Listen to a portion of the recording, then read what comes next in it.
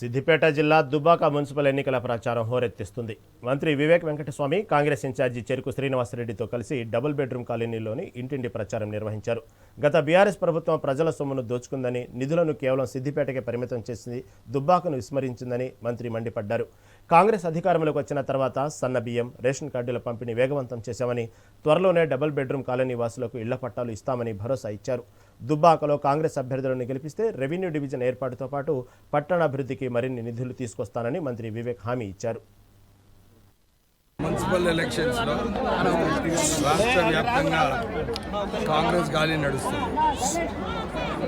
80 నుంచి 85 స్థానాలలో మున్సిపాలిటీ కాంగ్రెస్ జెండా ఎగురుతుంది.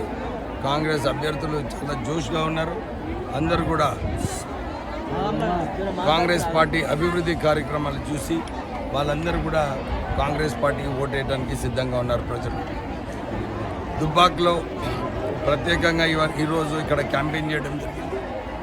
నేను కేవలము చెన్నూరు నియోజకవర్గంలో డిఎంఎఫ్టీ నిధులు ఏదైతే హరీష్ రావు సిద్దిపేటకి తీసుకుపోయింది అనుకున్నానో, ఇక్కడికి వచ్చిన తర్వాత దుబ్బాక్లో కూడా ఈ 3 కాన్స్టిట్యున్సీలో సిద్దిపేట, సిరిసిల్ల, గజ్వెల్ రాష్ట్ర వ్యాప్తంగా డిఎంఎఫ్టీ నిధులు ఏది ఉన్నాయో ఈ 3 కాన్స్టిట్యున్సీలోనే ఫండ్స్ అన్నీ కూడా డైవర్ట్ చేయడం జరిగింది.